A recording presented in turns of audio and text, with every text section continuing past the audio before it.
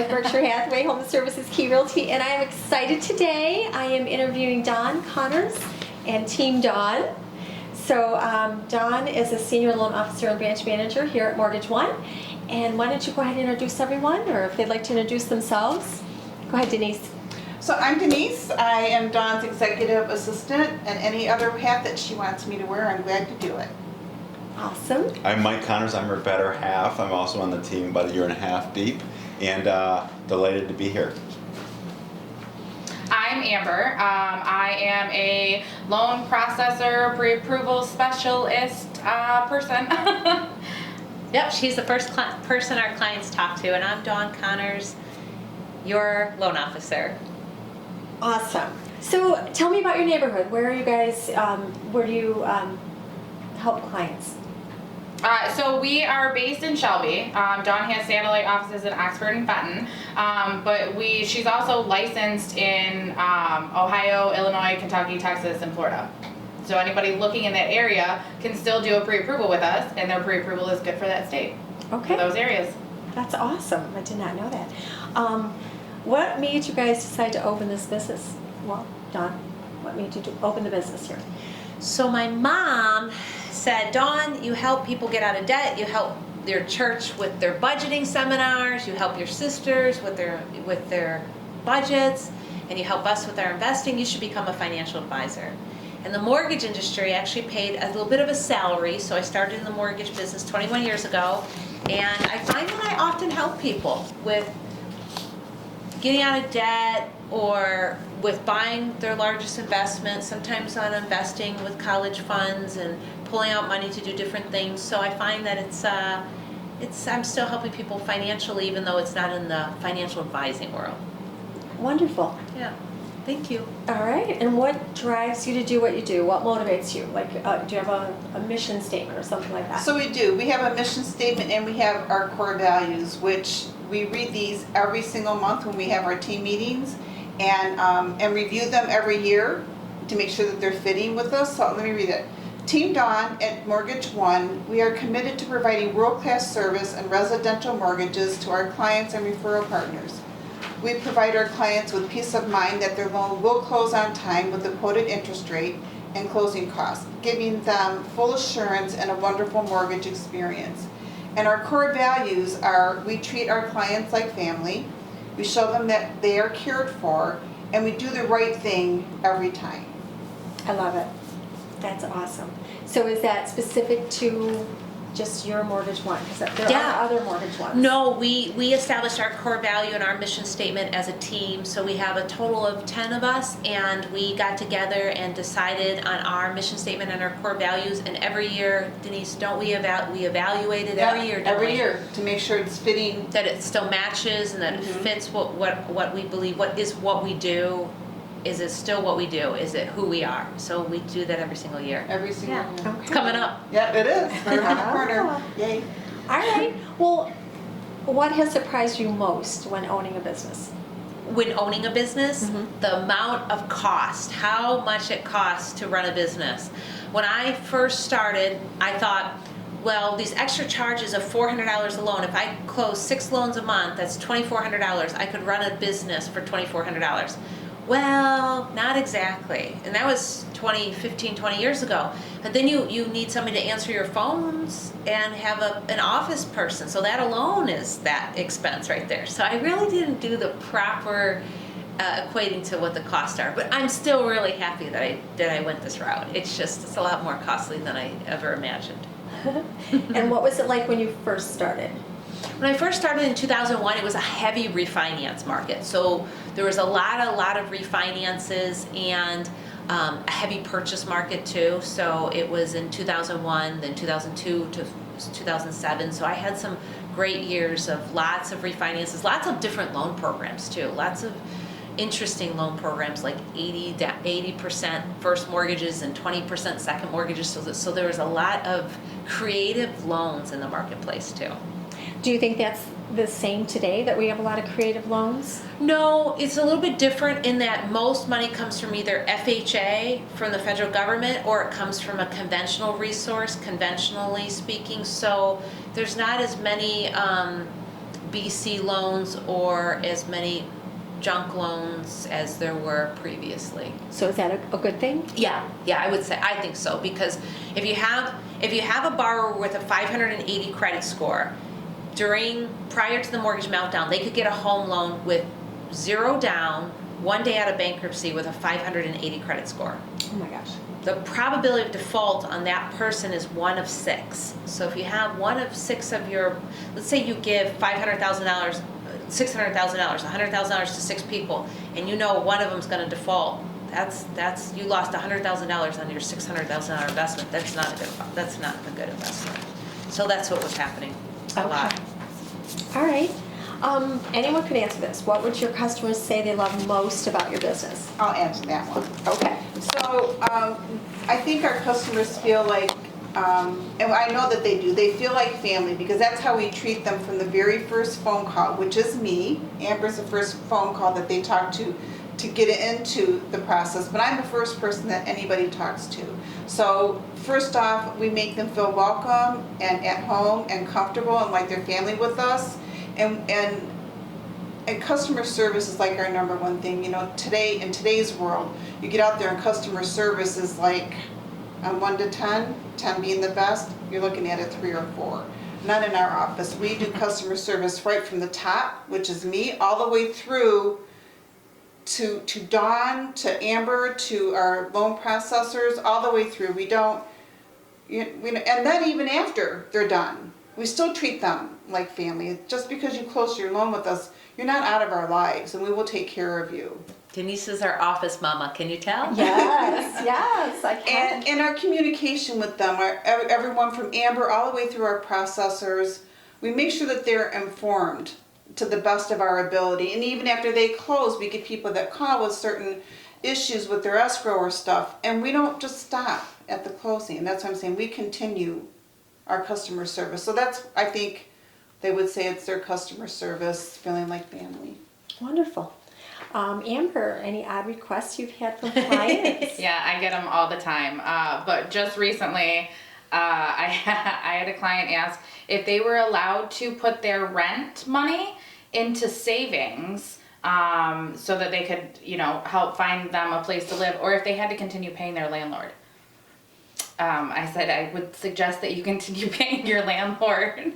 Yes. We don't want to have any issues in the process of this. Oh my goodness. Yeah. All right. How do you motivate and encourage your staff?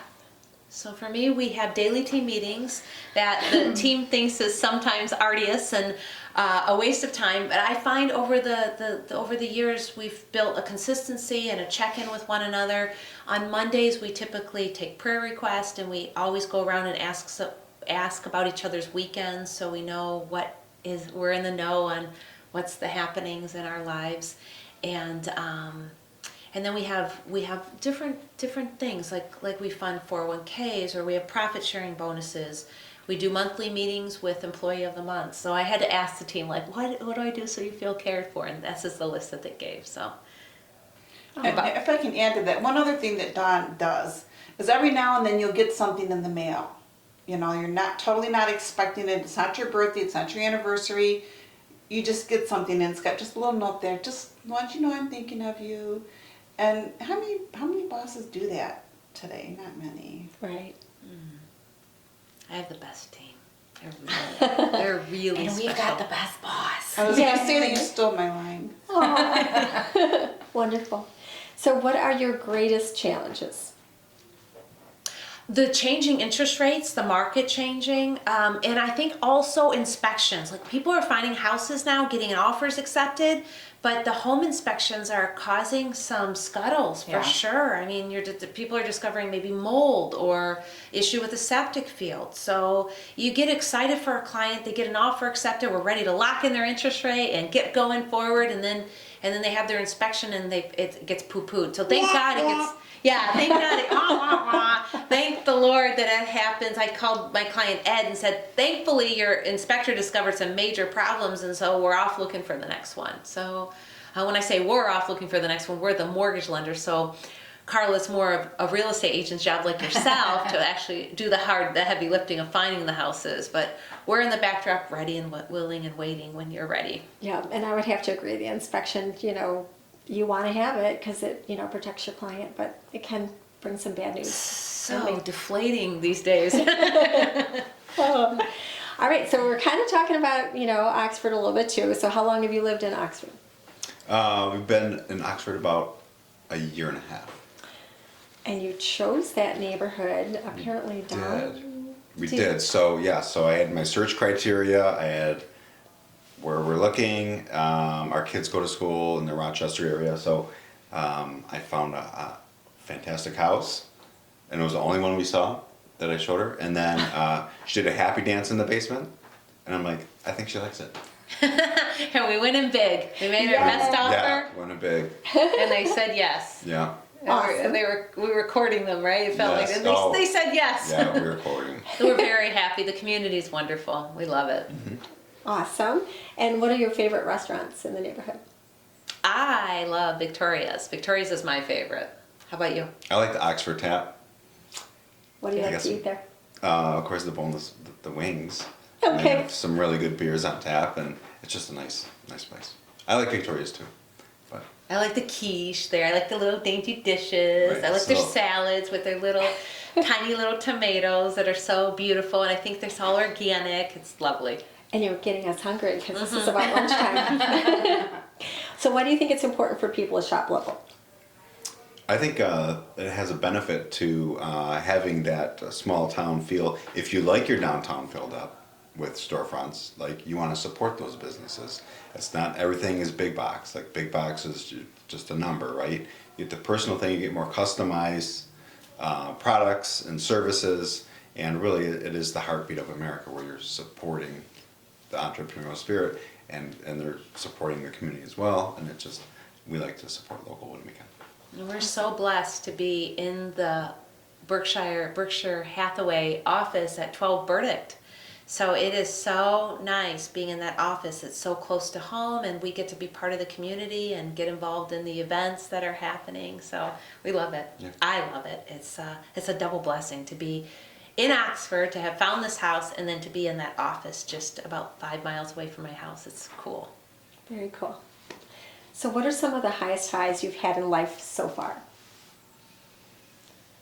For me, I think our yearly orphanages that we open. So in India, we started in 2017, I think it was 2017, with our first house. There was an evangelist pastor that came to our church talking about these India homes and about girls who are trafficked, or young boys who are trafficked as well for labor trafficking. And I went up to him afterwards and said, how can we make a difference? What can we do? And he says, you could come and do a mission trip. You could fundraise for a home. And so I wanted to see everything. So I went to Nepal, had my first trip there, and then went to India. And these homes are in India. And we decided to sponsor our first home. Our goal was, we were supposed to raise the money in 1 year. I was on India television, on the radio, on local TV, in my church, and it took about a year and a half to raise about $50,000. And then after that, it felt like it was so hard to do. And then I thought, I could maybe do this every year. I'll just do one a year. And so that's when we made the commitment to do a home a year, and for 10 years. And so we just completed our fundraising, and the home's being built for home number 6 right now. Mm-hmm. And then we're going to be starting on home number 7 pretty immediately. And so home number 7 is for 2023, right? Because we're in... 6 is 23. Is it? 6 is now for this year, Right. for 2022, Okay, and then right. we start fundraising. Right. But we don't really fundraise anymore. What we do instead is every time we close a loan, we set aside 10% of the loan gross amount into an account and allocate it for the homes in India. Okay, because I was going to ask you if there was how do people, if they wanted to, contribute, is there a way to do that as well? Yeah, we have a link that we have each home. So we're going to be starting home number 7 and opening that link in the next month, and you can donate. Sometimes I have a client or a person that will sponsor a well, or will sponsor backpacks and do a particular donation, and then we we get to acknowledge them and name them as the specific sponsor. That's wonderful. So that's probably the biggest thing. And then locally, so I'm into anti-trafficking and preventing trafficking of human life. And so locally, there's an organization called Vista Maria in Dearborn, and I'm on the board. And locally, we have a home there for girls that are under 18 and those who are aging out of the foster care system as well. And so I'm very actively involved in that too, which is local to Michigan. Obviously, it's in Dearborn. Okay. And then on the flip side, what are some of the lowest lows you've had in life, and what got you through that? The mortgage meltdown, I think, was definitely the hardest for my business. So in 2008, there was the housing crash, and then in 2009, it was the lowest point ever, and I was concerned that I have to lay off, and instead I just got on my working boots, I said, every January, February, March, and went asking for business in Lapeer County, Oakland County, Macomb County, St. Clair County. I just went to Livingston County, went to Wayne County, went just county to county, just looking for business from agents, from real estate agents. I went to communities I didn't really care for. It wasn't really my speed. It's not like Oxford, the heart of America. It was a little bit different. I won't mention any communities, but it wasn't quite my speed. And so you just do what you have to do. And then in 2010, I hired a coach, and so that was a game changer for me, having a coach to keep myself accountable and to learn how to run my business and work on my business, not just in it. So that was really good for me. So it was 12 years ago. I've had this coach for 12 years now. Wonderful. And what is your most memorable customer experience? So for me, that's Liz. I won't say her last name. She came to us and her credit score is in the 400s. And my Amber at the time gave her, was Betty. Yeah. And she's still here with us. Yep. So Betty gave her 2 things and said, okay, there was 18 things that Liz had to do. So we said, Liz, here's 2 things you have to do these first 2 things, and then call us next month, tell us you've done them, we'll give you 2 more things. So every month we gave her 2 to 3 things. She did it, and after a year, she went from the 400s to 620 credit score. So it took her a year. And then she applied for a rural development loan. She got denied, which was a blessing in disguise. I couldn't believe she got denied. They said that her credit wasn't good enough at the USDA, at the Michigan-based level, because you have to get a double approval on this rural development loan. Long story short, she waited another year, then had a 690 score, and she bought her grandfather's house, and she got a gift of equity from her grandfather, and it was the best thing ever because she didn't even need a down payment. He gifted her the 20%, and she is delightfully happy. So that was the story of Liz. So we oftentimes have people with credit, so not all the time, but there's a few that have credit issues, and we don't know who is going to do what, so we give everyone the same information and rely on them coming back to us. And then we continue to give them guidance until they're ready. So yeah, it's pretty exciting when that happens. And sometimes it's just a matter of following up too. We had Kendra who came to us in January of this year. She was out of bankruptcy, but her credit was in the gutter for the most part. She had a 4-something and a 5-something. Her mid score was a 5-something. So I pulled the Wayfinder and set it for a month, gave her the information, was like, this is what you got to do. She said, I'm on it. I was like, okay. Well, everybody will tell you that they're on it, right? Sure, I'll get it done. She called me back 2 weeks later and she's like, stuff's paid off. What do I got to do? I was like, well, we got to wait. We have to wait until it's reflecting. When I had pulled the Wayfinder for her too, it said that it was going to take 2 years for her to get up to a 650 something score. But by April, she called, said all this is good. We re-pulled her credit. She had it up to a 625. She found a house that she loved, and we closed on her June 30th. So it took her 6 months. Wow. But she was on the ball. She's like, I did it. What's next? I was like, this is awesome. I love it when they're ready. Right? That's amazing. Those are great stories. So going back to neighborhood, what are your favorite places to go in the neighborhood? What do you like the best? I like the Pollyant Trail. Hey, I love the Pollyant Trail. Well, we like it together, Okay, can't we? yeah. Yeah. It's close to our house. We can walk there. We can bike there. It's kind of rustic. I don't know if that's the right word, but I would say it's yes. not paved. Trees are canopied. not a lot of people out there. Nice trail to walk to and recreate. What else we have? You know, I like to drive home when Rochester Road is under construction. It's a therapeutic drive, kind of through the country back home from whatever I'm at. So it's nice. And I like the golf courses, Copper Hills, and then there's another one off of Lapeer Road. And I also like downtown. I like walking on the street on Lapeer Road and on Burdick Road too. And sometimes I'll bike to work. I literally bike to work. I take the Pollyant Trail right to Burdick, and there I'm there. That's a little ways. 6.8 miles, something like that. Okay. And I have bought boots at the boot shop in Oxford in the past. Rootin' tootin' good time. Awesome. Well, kind of almost to close here. Anything exciting going on that customers should know about? We have some really good down payment assistance programs right now. Rural Development is a wonderful loan program. All of Lapeer County qualifies for USDA Rural Development. It's a zero down loan. Doesn't mean you don't need any money out of pocket, but you don't have to have a down payment. So that is really, really cool. And then we're the largest. Mortgage One does the most MSHDA loans in the state. MSHDA stands for Michigan State Housing Development Authority, and it's a down payment assistance program that allows you to buy a house with either $7,500 or up to $10,000, and you just need as little as a 1% down payment. So it allows a person to get into a home easily for under $5,000. Wonderful. So those are probably the highlights. And then if you're a first-time home buyer and you have really good credit, you can get into a home with a conventional loan with 3% down with a Home Ready program. It's really awesome, and that's a conventional loan. Okay. Wonderful. So what is the best way for customers to contact you? So they can call our office, 586-254-5711. They can call my cell, 248-978-3249. They can email dawnconnorslender@gmail.com as well. They can fax, they can come in, they can, whatever's going to be best and easiest for them. Shine the spotlight even. Yeah, hello, find me.